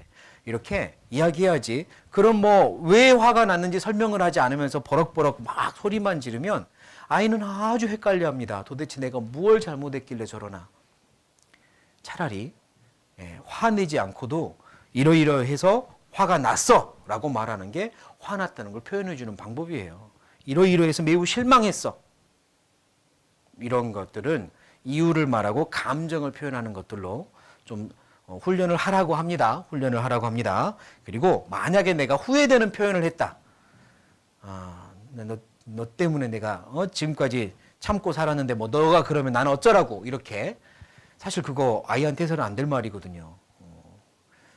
내가 뭐 이제 엄마의 경우 네 아빠도 저런데 너까지 그러면 어떡해? 엄마는 어떻게 살라고? 이런 말들은 아무 필요가 없는 말들인데 이제 하다 보면 막 나오죠. 근데 그러고 나면 반드시 사과하셔야 됩니다. 미안해. 엄마 그런 마음 아니야. 사실은 나도 모르게 나왔어. 이러면서 이제 사과하는 게 필요합니다. 또는 약속을 어겼다, 뭐 분을 냈다 그러면 사과 반드시 하십시오. 아이들에게 사과하는 그 부모님을 아이들은 친구처럼 여깁니다. 말이 통한다, 어떤 의리가 있다 이렇게 느끼는 거예요. 근데 정직하게 사과하지 않으면 친구처럼 안 느낍니다. 오히려 머나 멀리 있는 그런 대화가 안 되는 그런 존재로 여기죠.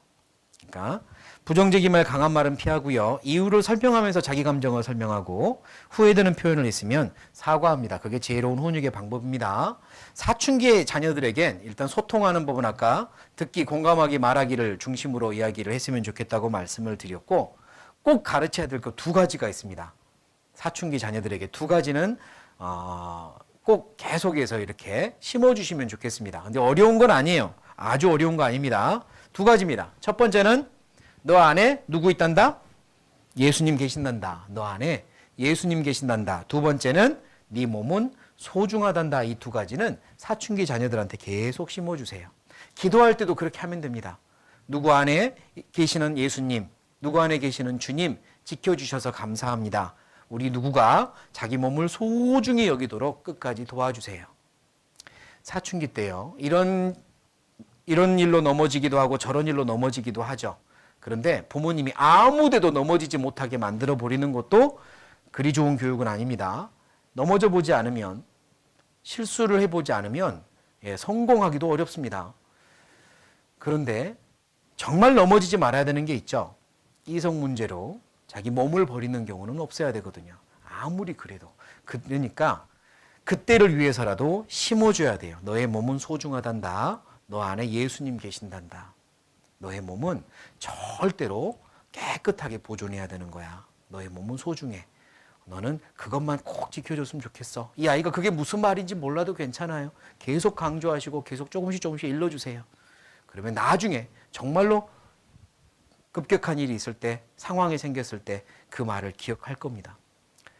그리고 그걸 위해서 기도를 했었더라면 그 기도를 기억할 겁니다. 그러니까 이 두 가지는 꼭 이야기하세요. 네 안에 예수님 계신단다. 너의 몸은 소중하단다. 이 두 가지. 사춘기 소년 이 아이들한테 꼭 알려주시면 좋겠고요. 부모님이 아이들에게 키워줘야 하는 게 몇 가지가 있습니다. 키워주셔야 될 거예요. 키워줘야 될 것. 첫 번째는 뭐냐면 그리스도인으로서 뭘 키워준다? 그리스도인으로서의 자존감을 키워줍시다. 이게 부모님이 키워줘야 되는 겁니다. 인본주의적 자존감과는 다릅니다. 세상에서 말하는 자존감과 그리스도인의 자존감은 다릅니다. 세상에서는 자존감을요, 자기가 자신을 높게 귀하게 여기는 그 마음을 자존감이라 그래요. 하지만 자기가 자기 자신을 귀하게 여기는 마음은 좋지만 자기가 하는 생각, 자기가 하는 판단, 자기가 하는 결정들이 다 소중하다, 맞다라고 생각하고 있고 자칫 잘못하면 이기심으로 가거나 아니면 하나님과 더 멀어집니다. 그리스도인의 자존감은 달라요. 내가 소중한 건 알지만 내 위에 하나님이 있다는 걸 알려주는 게 그리스도인의 자존감입니다. 너를 만드신 분이 너를 소중하게 만들었단다. 너를 만드신 분이 너에게 큰 계획이 있단다. 너를 만드신 분이 너를 굉장히 귀하게 여기신단다. 이렇게 알려주는 게 그리스도인의 자존감입니다. 너를 만드신 분이 너를 귀하게 여긴단다. 그걸 알려주셔야 돼요. 그래야 방종으로 가지 않을 수 있습니다. 그래야 늘 하나님 아래에서 계획을 세울 수 있고 하나님 아래에서 힘을 얻을 수 있습니다. 부모님이 그걸 알려주세요. 너 위에 하나님 계신단다. 하나님이 너를 만드셨단다. 하나님이 너를 소중하게 여긴단다. 그게 그리스도인의 자존감이거든요. 부모님이 계속 알려줄 필요 있습니다. 그래서 이 그림처럼 넌 특별하단다. 주님 안에서 넌 특별하단다. 계속 알려주세요. 너는 특별하단다. 하나님 안에서 넌 특별하단다. 그래서 이제 잠언 4장을 보면요. 한번 찾아볼까요? 잠언 4장.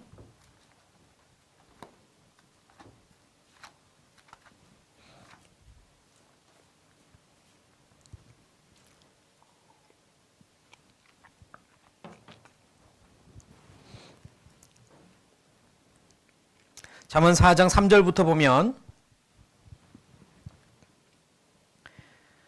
잠언은 솔로몬의 잠언이라 이렇게 시작하잖아요. 그러니까 솔로몬이 쓴 잠언인데 3절부터 보면 나도 내 아버지에게 아들이었었으며 내 어머니 보기에 유약한 외아들이었었노라. 그러면 솔로몬의 잠언이니까 아버지면 다윗일 것이고 어머니면 바세바일 거예요, 아니에요? 아버지에게 아들이었으며 내 어머니 보기에 유약한 외아들이었었노라. 이게 외아들이라는 말은 유일한 아들이라는 뜻이 아니라 원어적으로 보면 소중한 아들이라는 뜻입니다. 아버지가 내게 가르쳐 이르기를 내 말을 네 마음에 두라. 네 명령을 지키라. 그리하면 살리라. 자, 이제 솔로몬의 아버지가 솔로몬에게 해준 이야기를 이야기하고 있어요. 솔로몬이 누구한테 하냐면 자기 아들한테요. 그러니까 지금 이 교훈이 아버지에게서 아들로, 아들에게서 또 아들로 지금 전해지고 있는 교훈인 겁니다. 아버지가 가르쳐주는 교훈인 거죠. 이거를 계속 알려주고 있잖아요. 그러니까 우리 부모님들이 자녀들한테 이것만은 계속해서 알려줬으면 좋겠어요. 뭐라고 알려주고 있냐면 4절입니다. 아버지가 내게 가르쳐 이르기를 내 말을 네 마음에 두라. 내 명령을 지키라. 그리하면 살리라.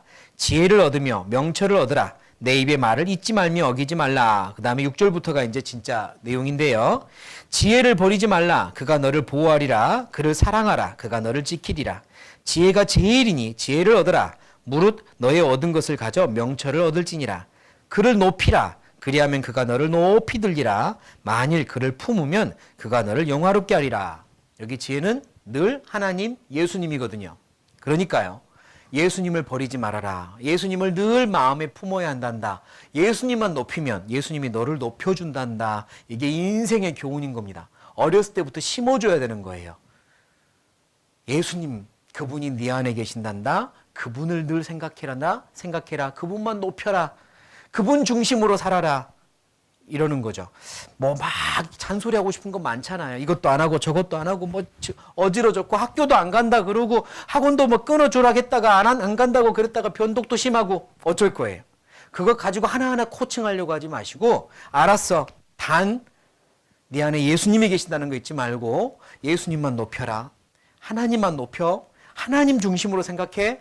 차라리 그게 낫다니까요. 그렇게 알려주세요. 그러면 아이들이 생각합니다. 그리고 훨씬 더 부모님이 더 많은 걸 가르쳐 주는 것보다 더 많이 생각하고 바로 이렇게 바른 길로 갈 수도 있습니다. 그러니까 알았어. 그래. 알았어. 너 믿을게.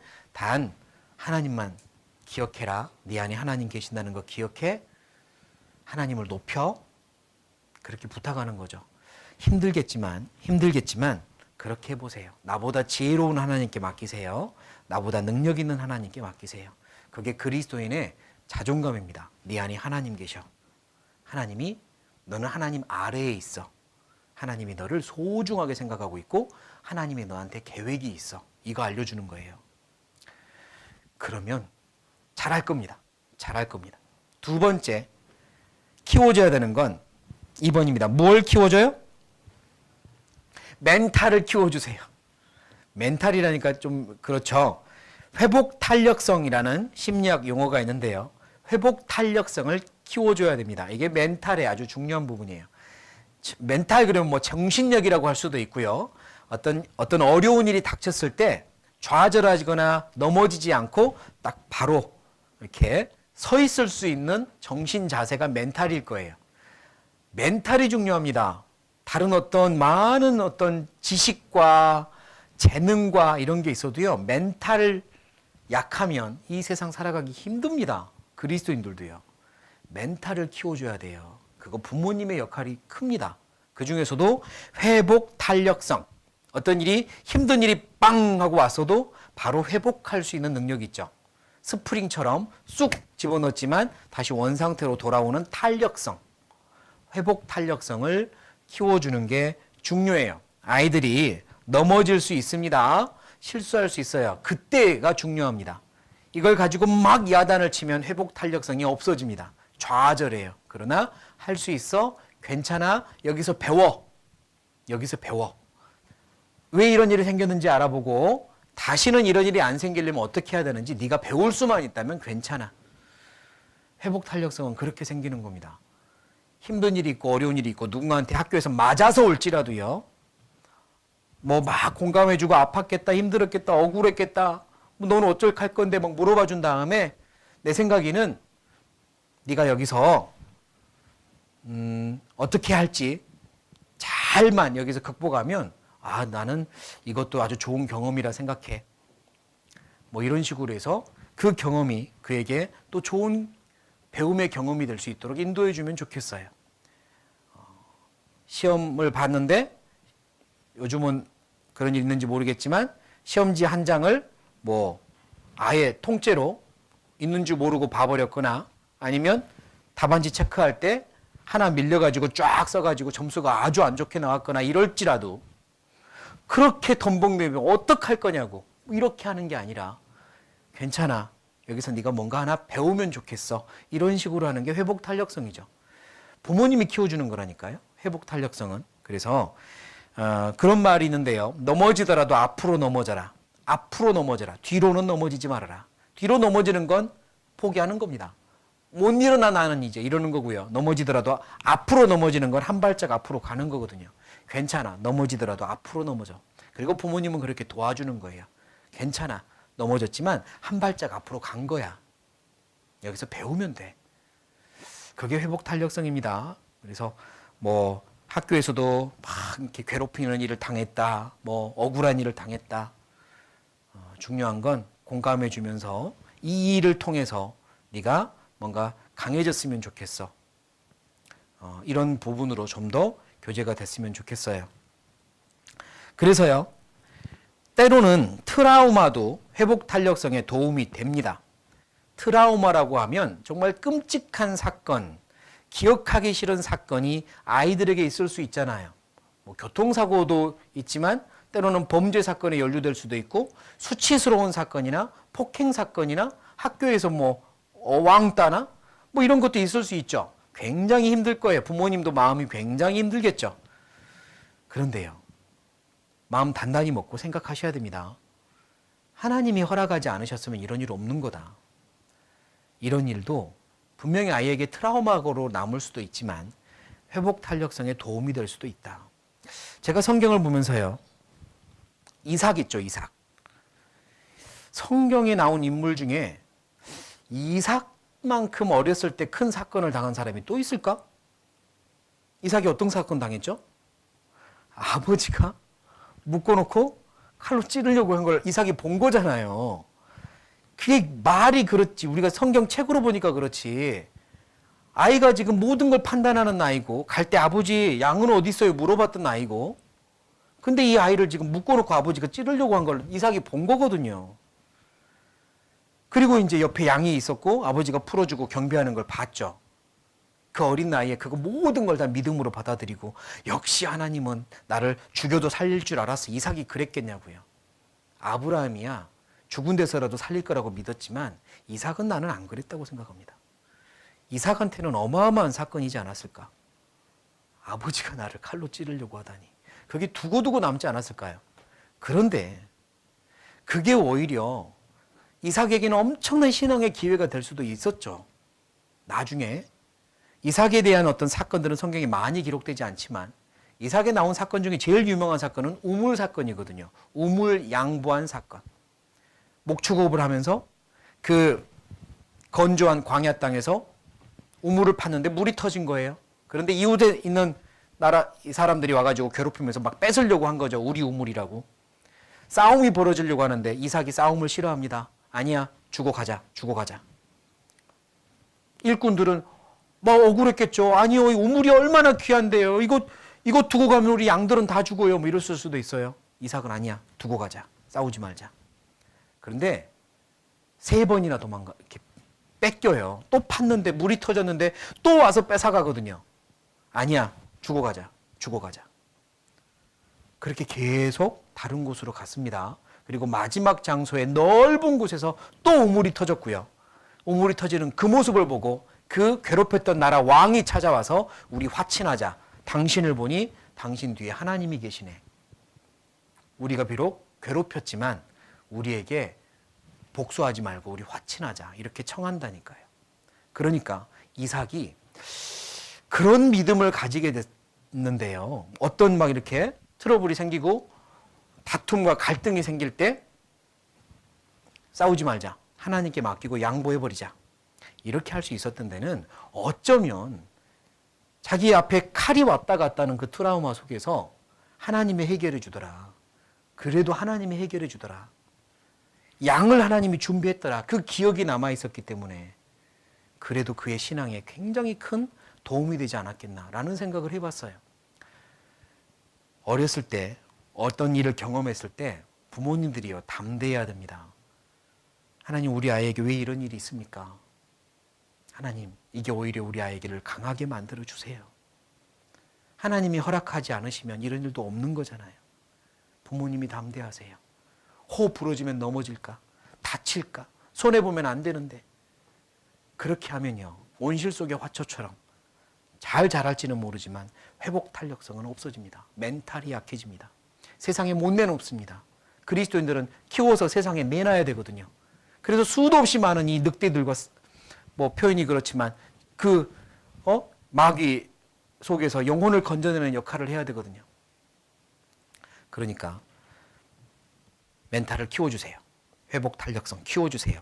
하나님의 계획이 있다는 걸 믿어주세요. 그래서 이렇게 말하고 싶습니다. 부모는 뭐가 아니다? 디자이너가 아니고 디자이너의 조수입니다.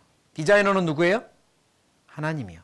하나님이 디자이너입니다. 우리 아이들의 설계자는, 우리 아이들의 디자이너는 하나님이고요. 부모님은 조수 역할하는 겁니다. 하나님이 어떻게 인도하시든 부모님은 그 안에서 계속 따라가며 하나님의 뜻을 알려주는 거죠. 하나님이 이런 계획이 있을 거야. 하나님이 이런 계획이 있을 거야. 우리 믿자, 믿자, 믿자. 그렇게 해야 됩니다. 살면서 많은 이렇게 실수와 넘어짐 또는 신앙생활을 삥 돌아갈 수도 있습니다. 아이들이 어떤 경우는. 근데 그 삥 돌아간 경험들이 앞으로 살아가는 신앙생활에 디딤돌이 될 수도 있고 걸림돌이 되어서 못 일어날 수도 있습니다. 디딤돌이 되게 해주는 건 부모 역할입니다. 삥 돌아왔던 과거의 일들이 그냥 사라져버려야 될 쓰레기가 될 수도 있고 퇴비가 될 수도 있습니다. 퇴비는 양분이죠. 썩어서 퇴비가 되면 양분이 되는 거예요. 과거에 우리 아이들이 행여나 넘어지고 행여나 조금 잘못된 삶을 살아도 기대하며 기다려주며 기도하고 그리고 하나님이 디자인하고 있다는 걸 믿고 그렇게 해주면 나중에 돌아왔을 때 그거 퇴비가 될 겁니다. 인생의 퇴비가.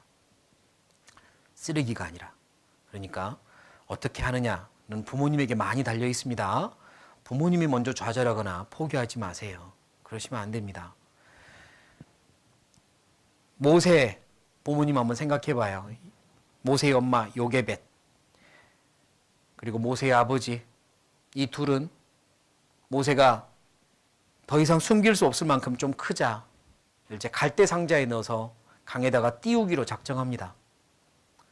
그때 이 부모님의 마음은 이제 하나님께 맡기는 거죠. 죽으면 어쩔 수 없고 하나님 알아서 하십시오. 그리고 띄우는 거잖아요. 그때는 모든 권리를 주님께 맡기는 거죠. 우리가 더 이상 할 수 있는 게 없으니까 하나님께 맡기는 겁니다. 때로는요, 부모님의 마음이 그래야 될 때가 있습니다. 하나님께 맡길 뿐입니다. 우리가 할 수 있는 게 없습니다. 하나님 제발 도와주세요. 그렇게 해요. 그 요게벳의 마음을 노래로 부르기도 했잖아요. 이렇게 찬송이 있죠. 제가 잠깐 영상하고 가사 잠깐 같이 보겠습니다. 작은 갈대 상자 물이 새지 않도록 벽정과 나무진을 칠하네. 어떤 마음이었을까 그녀의 두 눈엔 눈물이 흐르고 흘러 동그란 눈으로 엄마를 보고 있는 아이와 입을 맞추고 상자를 덮고 가까이에 띄우며 간절히 기도했겠지.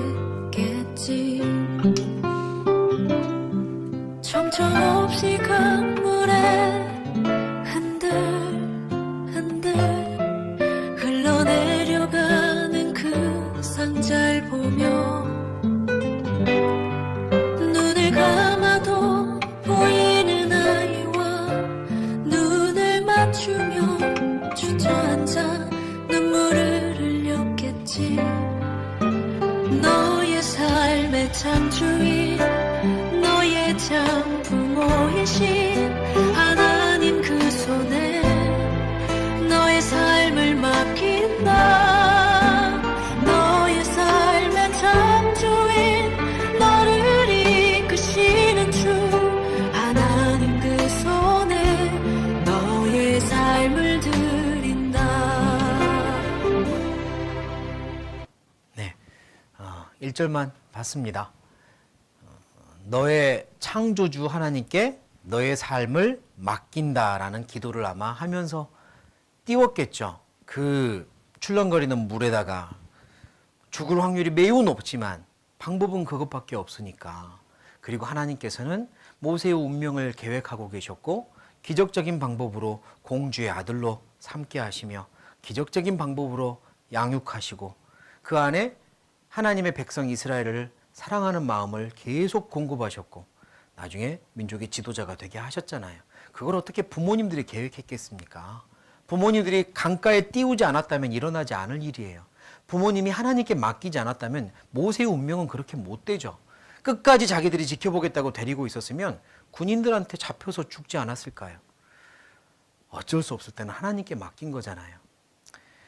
요게벳과 아버지가 모세를 바다에 강에 띄운 것처럼 하나님께서 그 마음으로 예수님을 이 세상에 보내셨고 이 죄악 가득한 세상에 예수님을 보내실 때 하나님의 마음도 그랬을 거예요. 얼마나 아팠을겠습니까? 우리를 구원하기 위해 예수님을 이 세상에 보내셨던 그 마음, 그리고 예수님이 나를 이 세상에 보내시는 마음도 똑같아요. 우리 부모님들, 내가 이 세상을 살아가는 것도 하나님의 기도 덕분에 사는 겁니다. 내 힘으로 사는 게 아니잖아요. 하나님의 계획이 있고 인도하심이 있어서 사는 거잖아요. 나를 위해 지금도 기도하고 있어요. 이 험한 세상에서 어떻게든 이겨내기를. 마찬가지입니다. 내 아이들도 그렇게 세상에 보내신 거예요. 하나님께서 기도하면서. 그리고 우리에게 맡기신 거거든요. 우리도 아이들을 디자인하려고 하면 안 됩니다. 만들려고 하지 마세요. 내 생각대로 아이들을 만들려고 하는 순간 애들은 갇히고 반항합니다. 엄마와 아빠의 많은 기준들이 있죠. 이렇게 이 정도는 해야지. 집은 이 정도로 방은 깨끗하게 치워야지. 집에 오면 이 정도는 해야지. 공부는 이 정도 시간은 해야지. 많은 것들이 있잖아요. 그리고 그 안에서 막 가두려고 하시고 학교에 지각은 하면 안 되지 뭐 이런 것도 있고. 그런데요, 좀 풀어주고 하나님께 맡길 필요 있습니다. 내가 만들려고 하면 할수록 더 거리가 아이들과 사이가 멀어질 뿐이에요. 하나님이 도와주십시오. 그리고 아이들에게 믿고 맡기는 거죠. 하나님께 맡긴다. 너를 위해 기도한다. 너 안에 하나님 계신 것만 잊지 마. 그리고 네가 어떤 결정을 하든 그렇게 해봐. 때로는 그렇게 해주는 것도 필요합니다. 그래서 이 아이의 디자이너는 하나님이다. 내가 아니다. 라는 것을 잊지 말았으면 좋겠습니다. 세 번째 키워줘야 될 게 있습니다. 뭘 키워줘야 되냐면 성적을 키워주라고요? 뭘 키워줘요? 성실함을 키워주십시오. 성적이 아니라 성실함과 성품을 키우세요. 성적 키우려고 하지 마십시오. 이 아이들이 앞으로 하나님 앞에 귀하게 쓰임받는 건 성적순이 아닙니다. 성적순으로 귀하게 쓰임받는 것도 아니고 성적순으로 행복해지는 것도 아니에요. 성실함순으로 귀하게 쓰임받고 성품순으로 행복합니다. 그러니까 아이들에게 성실함을 키워주세요. 그리고 그걸 키워주는 최고의 답은 신앙입니다. 성적이 아니기 때문에 교회 학교 있게 하세요. 시험 기간에도 교회 학교 있게 하세요. 해보세요. 아이들이 더 공부하니까요. 그렇게 했던 샘플들은 얼마든지 제시할 수 있습니다. 그러니까 지금 이 시간에 공부해야지 교재 간다고 이러지 마세요. 신앙이 답입니다. 오히려 그러면 더 성실해지고 더 자존감과 멘탈도 강해지고 성품도 하나님 안에서 좋아지고 그럼 나머지는 따라옵니다. 높은 성적, 그게 중요한 게 아니에요. 하나님이 그들에게 계획한 건 때로는 공부에서 얻는 점수일 수도 있고 때로는 다른 점수일 수도 있거든요. 하나님의 계획에 맡기십시오. 성실하면 됩니다. 열심히 하는 거를 칭찬하세요. 열심히 했구나. 열심히 했나 봐. 그럼 됐어. 늘 열심히 하라고 하셔요. 성실하라고 하세요. 좋은 성적 가지고 이렇게 막 칭찬하려고 하지 마시고. 결국은 세상에서는 그러잖아요. 왜 공부해야 되냐고, 왜 성적이 좋아야 되냐고, 잘 살려고 그러잖아요. 잘 살려고. 그러면 뭐가 잘 사는 건데요? 뭐가 잘 사는 건데요? 자, 사진을 보여드릴 테니까요. 한번 질문에 답해 보십시오. 1번 마을과 2번 마을이 있습니다. 2번 마을은요, 강가에 지어진 아주 많은 별장들이 있는 마을이 2번 마을입니다. 1번 마을은 그냥 빽빽하게 있는 어떤 밀집 주거 지역이네요. 보시면 알겠죠? 하늘에서 찍은 사진입니다. 질문. 더 잘 사는 마을은 1번입니까? 2번입니까? 다시 질문할게요, 그러면. 부자 마을은 1번입니까? 2번입니까? 네? 부자 마을 2번이죠. 부자 마을 2번이죠. 다시 질문합니다. 잘 사는 마을은 1번입니까? 2번입니까? 우리는 잘 산다는 거에가요, 아주 잘못된 용어로 사용하고 있죠. 돈 많은 사람을 잘 산다 그래요. 외국 영어로도 그런 표현 없습니다. 돈 많은 사람을 위치라 그러지 잘 산다고 하지 않아요. 잘 산다는 말은 우리나라 표현입니다. 돈 많으면 잘 산대요. 틀렸습니다. 잘 사는 게 왜 돈 많은 거예요? 아니거든요. 돈 많아도 못 사는 사람도 많습니다. 잘 산다는 건 누리면서 행복하게 사는 게 잘 사는 거죠. 1번에도 잘 사는 사람들 많고 2번에도 잘 사는 사람들 많겠죠. 중요한 건 돈 많은 게 아니에요. 누리면서 행복하게 사는 거예요. 하나님이 주신 은혜를 충분히 누리며 감사하며 행복하게 사는 거, 그게 잘 사는 거고 그게 그리스도인의 정말 아름다운 삶이잖아요. 그런데 부모님들이 생각 자체를 그렇게 하고 계시면 안 돼요. 돈 많은 게 잘 사는 거야.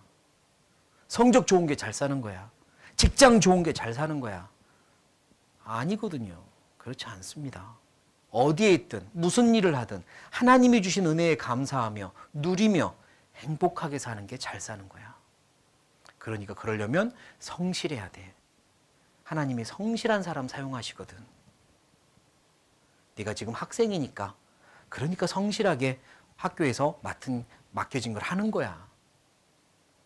성실하라고 하십시오. 그게 아이를 더 잘 살게 만드는 방법이라고 믿습니다.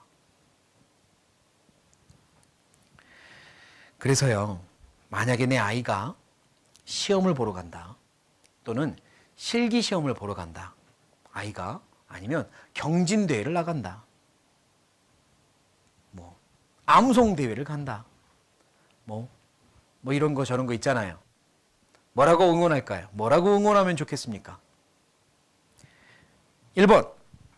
틀리지 마. 1번. 2번. 잘해.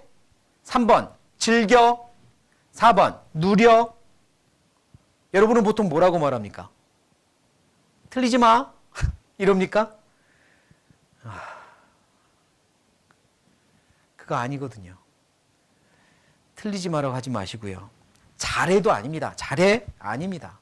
스포츠 경기 가는데 잘해? 이거 아닙니다. 즐겨라. 보통 이게요. 구원받지 않은 우리나라 말고 외국인들이 하는 말이에요. 외국인들. 즐겨 그럽니다. 즐기라 그래요. 뭐 스포츠 이렇게 뭐 경기할 때도 즐기라 그래요. 게임이 딱 끝났잖아요. 게임이 끝났습니다. 졌어요. 그래도 자기들끼리 뭐라고 말하냐면 즐겼어? 이렇게 물어봅니다. 우리는 안 그래요. 조금만 더 잘했으면 이겼는데 이런단 말이에요. 완전 다르죠. 실제로 제가 해외 선교사로 있을 때 이제 그 실내에서 탁구를 치잖아요. 탁구를 하잖아요. 한국 형제들끼리 탁구를 하면은 스매싱을 딱 때렸는데 이렇게 맞지 않고 넘어가 버렸어요. 그러면 한국 사람 뭐라고 그래요? 아, 아까워 이러죠. 아, 아까워. 외국인들은 뭐라고 할까요? 딱 때려 넘어갔어. 그러면 외국말로 nice try 그럽니다. 아, 좋은 시도였어. 이렇게 말해요. 똑같이 넘어갔는데 한국 사람은 아, 아까워. 외국인들은 nice try, 좋은 시도였어. 뭐가 더 나아 보이세요? 즐기고 있어요, 그분들은. 즐깁니다. 보통 그래요. 마인드가 다르죠. 그런데 그리스도인들은 거기에 넘어가야 됩니다. 누리는 거예요. 누린다는 표현은 아무나 할 수 있는 게 아닙니다. 이거는 내가 받은 거야. 이건 나의 특권이야. 이렇게 생각하는 사람이 누린다는 표현을 쓰는 거거든요. 이 시험을 볼 수 있는 게 특권이란다. 이 경기에 나갈 수 있는 게 특권이야. 누려. 괜찮아. 열심히 성실하게만 하면 돼. 그게 누리는 거거든요. 좀 틀리면 어때? 치면 어때? 괜찮아. 네가 성실하게만 누리면 하나님께서 또 인도하실 거야. 최선만 다하고 결과는 하나님께 맡기자. 이거거든요. 어떻게 말하냐에 따라서 아이들의 생각이 많이 달라집니다. 그래서 이왕이면요. 누리라고 말합시다. 누려라. 매일매일 누린다는 표현이 전 참 좋은 것 같아요. 오늘 하루도 누려. 하나님이 주신 하루 누리자. 어디 여행을 갔어요? 우리 이 기회 한번 열심히 누려보자. 이랬으면 좋겠어요. 그런 이야기가 있어요. 저기 뭐 이렇게 에버랜드에 아이를 데리고 갔습니다. 아이들이 원해가지고요. 자유이용권 있죠. 자유이용권을 아이들에게 다 사준 거예요. 비싸잖아요. 근데 이 아이들이 한 5시쯤 되니까 이제 피곤해가지고 놀이기구는 몇 개 안 탔는데 더 이상 타기 싫대요. 부모님들이 뭐라 그래요? 지금 이게 얼마짜린데? 더 타야지. 더 타야지. 그거 지금 누리는 거예요? 일하는 거예요? 부모님들은요. 우리 한국 사람이 약간 그렇다니까요. 일단 돈을 냈으면 아무튼 해야 되는 거예요. 이거 누리는 게 아니거든요. 근데 안 그래요. 너무 외국인들하고 제가 비교해서 그렇지만 물론 좋은 마인드의 이제 그런 분들은 그냥 누리면 된 겁니다. 자유용권을 끊어서 하나만 탔어도 괜찮아요. 다른 거 누릴 거 많으니까. 자유용권을 끊었다는 건 이 모든 거를 마음껏 할 수 있는 거잖아요. 그럼 하나하나 누리면 되는 건데. 좀 안 그래요. 우리 한국 분들이 안 그래요. 물론 그러니까 이렇게 큰 나라를 지금까지 성장시켜 온 것도 있겠지만 이제 누리는 마인드로 그리스도인들은 가져야 됩니다. 그리스도인들은 하나님이 주신 거다. 하나님이 주신 거야. 모든 게 하나님 주신 거야. 누려. 네가 공부할 수 있는 것도 누리고 학교 가는 것도 이왕이면 누려. 응? 다 하나님 주신 거야. 그렇게 엄마 아빠가 먼저 생각을 해줬으면 좋겠습니다. 네, 그래서 성적보다는 성실함을 키워주세요. 부모님이 키워줘야 될 것 3가지입니다. 그리스도인의 자존감, 그리고 멘탈, 탄력 회복 탄력성, 그리고 성실함을 키워주세요. 끝으로 영상 하나만 보고 마치려고 합니다.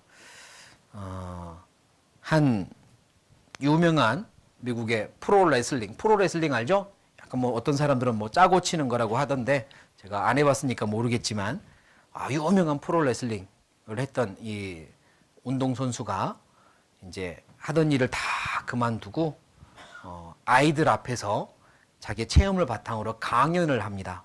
네, 그의 강연의 내용이 좀 많은 걸 생각하게 만들어서요. 일단 그의 강연을 좀 듣겠습니다.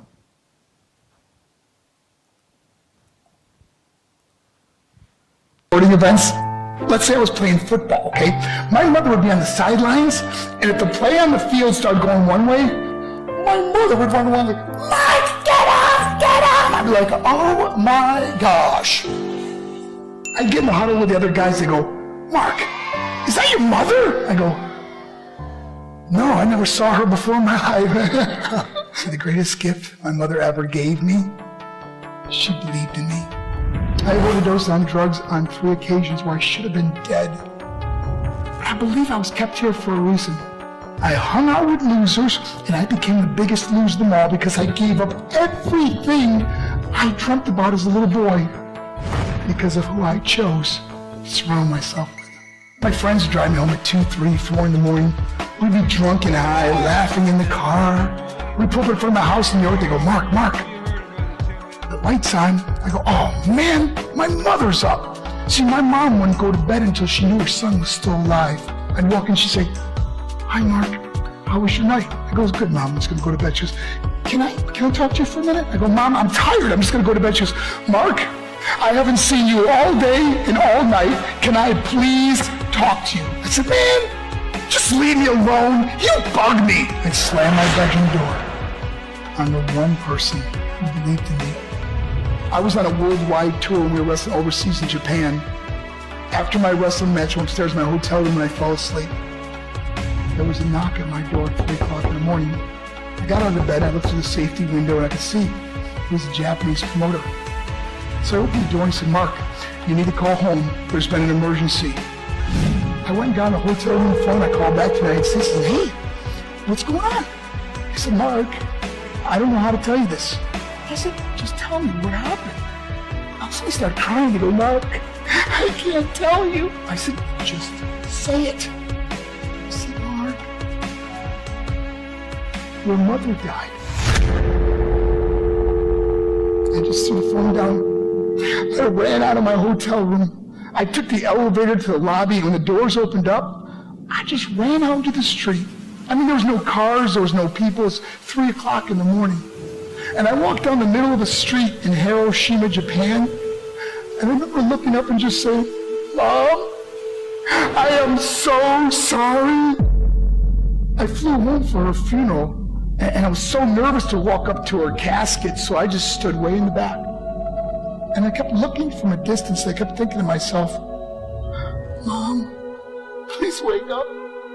Please get up. And then I finally got the nerve to walk up to her. And as I got closer, I could see my mom for the first time. I mean, she was so beautiful. She was dressed in white. I mean, she looked like an angel. And I just stood over her and I said, Mom, you are my hero. Everything I am, everything I hope to be was because of you. You loved me so much, you gave me a life. You're the only one that ever believed in me. How did I repay her? By getting drunk? By getting high? By getting stupid? By hanging out with losers? For what? All she ever wanted to do was talk to me. I wish I could talk to you now, Mom.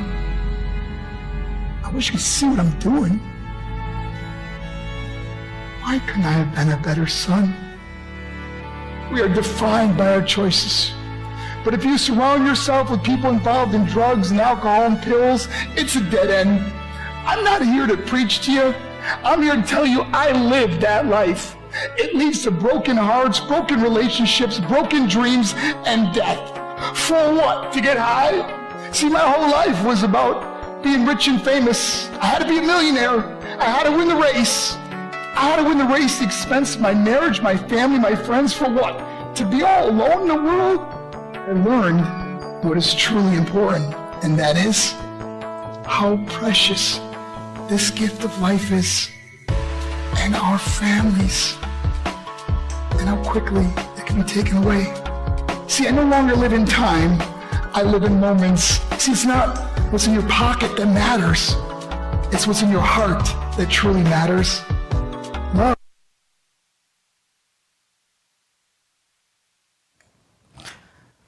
이 사람이 엄마를 일단 자랑하고 있죠. 굉장히 자랑스러운 엄마였던 것 같아요. 엄마 입장에서는 굉장히 기쁘겠죠. 하지만 이 세상에 없는 게 너무 안타까운 일이네요. 이 아들은 글쎄 자기가 사랑하는 엄마를 위해서 열심히 살았다고는 해요. 열심히 뛰었고 열심히 벌었고 열심히 노력했지만 뭐요? 아무것도 소용이 없잖아요. 어머니가 이미 세상을 떠났으니까. 우리 부모님들 그리고 우리 남편, 우리 아내 열심히 살아요. 오늘도 열심히 살 거고 내일도 열심히 살겠죠. 이유는 가족을 위해서라고 말할 수도 있을 겁니다. 가족을 위해, 아이들을 위해. 그런데 생각해 보셔야 돼요. 진짜 중요한 걸 주고 있지 않으면서 내가 열심히 돈 벌고 있고 열심히 그렇게 하고 있는 게 정말로 후회하지 않을 일일까? 진짜 중요한 건 내게 주어진 이 시간, 나랑 함께 있는 내 가족, 그리고 내 주변에 나와 함께 사랑을 나눌 많은 사람들, 이 순간, 이 기회들이 중요한 거잖아요. 이거를 붙잡고 누리지 못하면서 열심히 산다고 후회하지 않을까? 그게 진짜 열심히 사는 거고 잘 사는 것까? 생각해 보셔야 돼요. 내 아이들, 내 가족, 내 남편, 내 아내, 가장 소중한 분들이잖아요. 그분들을 위해서 무릎 꿇었으면 좋겠습니다. 결론은 그겁니다. 내 가족을 세우기 위해, 내 가정교회를 세우기 위해 아빠들이, 엄마들이 무릎 꿇어주세요. 하나님 앞에 기도합시다. 하나님, 지금까지 행여나 잘못된 게 있다면 다 제 잘못입니다. 제가 잘못했습니다. 이제부터라도 하나님 지혜를 주십시오. 다시 제 역할을 해나가겠습니다. 제 역할을 할 수 있도록 도와주세요. 우리 가족이, 우리 가정이 세워지게 도와주세요.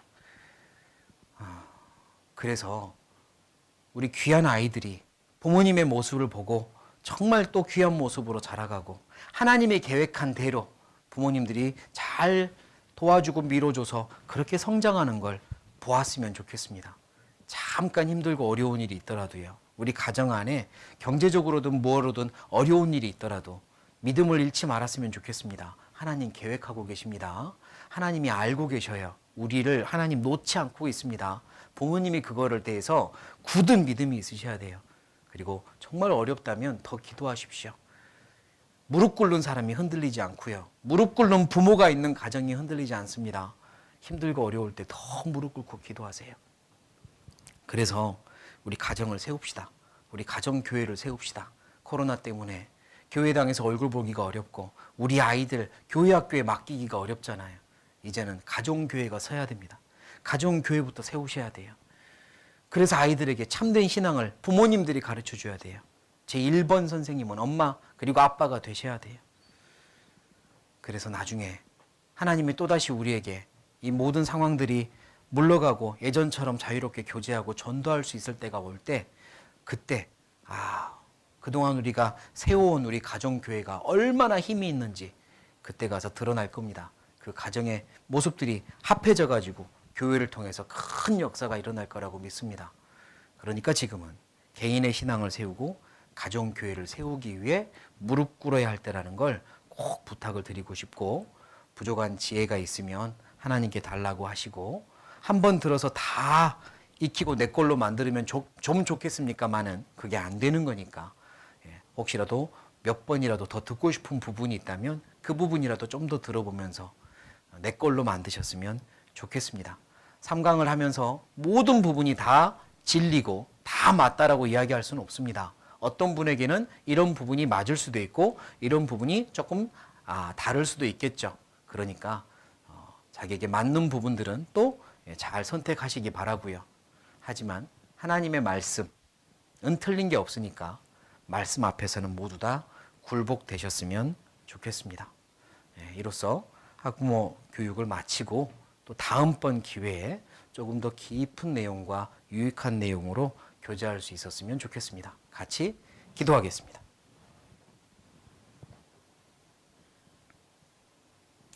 살아계신 하나님, 감사합니다.